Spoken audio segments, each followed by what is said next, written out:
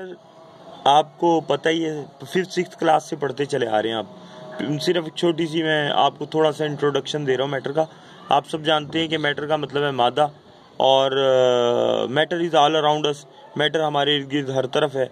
The air we are breathing, वो हवा जिसमें हम सांस ले रहे हैं। बुक वी आर रीडिंग, वो किताब जो हम पढ़ रहे हैं। And the stuff we touch, और वो तमाम चीज़ें जिन्हें हम छूते हैं। एंड सी, और देखते हैं। एंड फील, और महसूस करते हैं, सब मैटर होती हैं।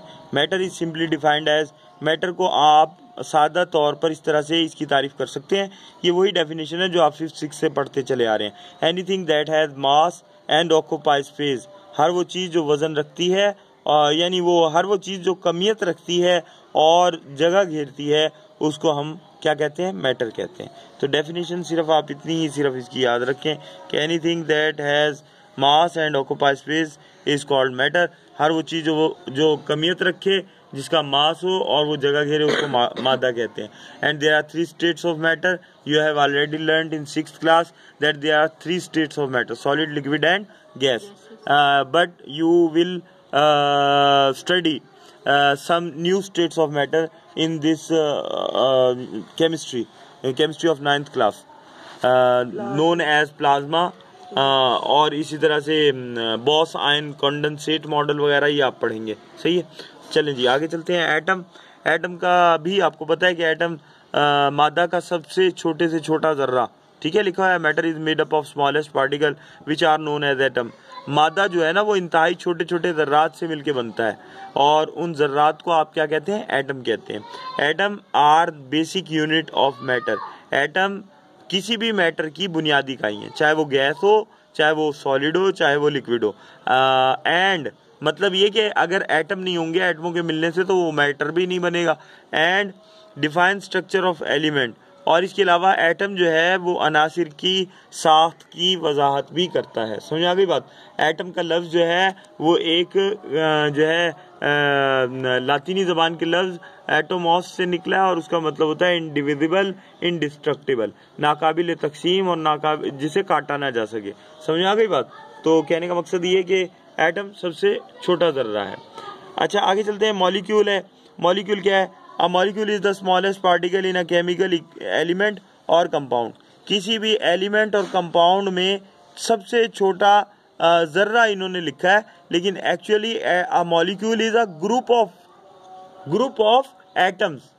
आप भी इस तरह से याद कीजिएगा जैसे मैं बता रहा हूँ। एक मॉलिक्यूल एटमों का ग्रोह होता है, 2 या 2 से ज़्यादा एटमों के ग्रोह को हम क्या कहते हैं? मॉलिक्यूल कहते हैं।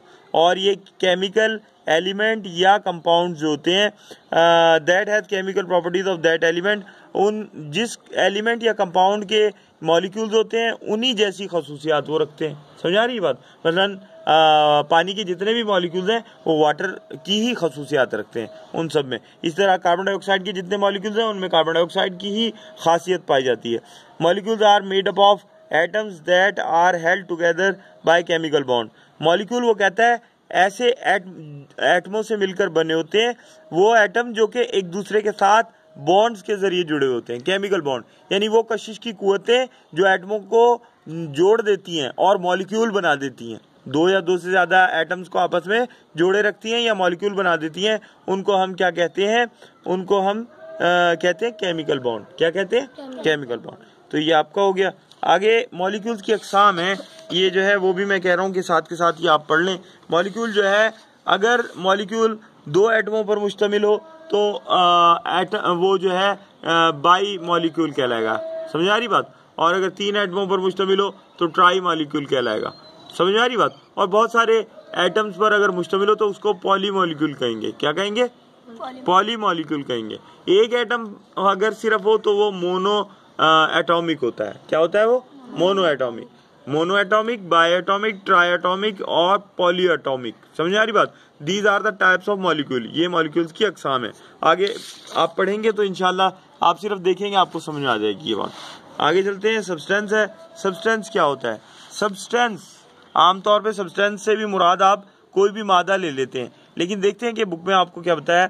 अ piece of matter in pure form is termed as a substance. वो कहता है मादा का कोई भी ऐसा टुकड़ा जो खालिस तरीन हालत में हो, यानी उसके अंदर कसाफतें ना हो, इम्प्योरिटीज ना हो, मिलावट ना हुई हो, ऐसे उसको हम क्या कहते हैं? सब्सटेंस कहते हैं। याद रहेगा, ऐसा मादे का टुकड़ा या हिस्सा, समझ आ रही बात, जो कि बिल्कुल खालिस हो, उसको हम क्या कहते हैं? सब्सटेंस कहते हैं। Every substance has a fixed composition and specific properties. Her substance में खास किस्म की उसकी, हर सब्सटेंस की तरकीब भी होती है और ख़ास किस्म की उसकी खसूसियात होती हैं।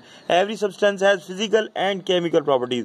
हर सब्सटेंस की कुछ तबई खसूसियात होती हैं, कुछ कीमियाई खसूसियात होती हैं। ये मैं पहले भी आपको बता चुका हूँ, समझ आ रही बात। Example of pure substance include tin, sulphur, diamond, water, pure sugar, sucrose, table salt etcetera. वो कहता है इसके खालिस तरीन जो सब्सटेंसेस हैं उनकी मिसालें टिन की यानी कलई, सल्फर, इसके अलावा जिसे गंधक कहते हैं, डायमंड हीरा, वाटर पानी, और प्योर शुगर खालिस चीनी जिसे सक्रोज भी कहेंगे, और टेबल साल्ट यानी सोडियम क्लोराइड नमक जो है वो, इसकी आप मिसालें दे सकते हैं। इनफ आई थिंक सब्सटेंस की इतनी डेफिनेशन।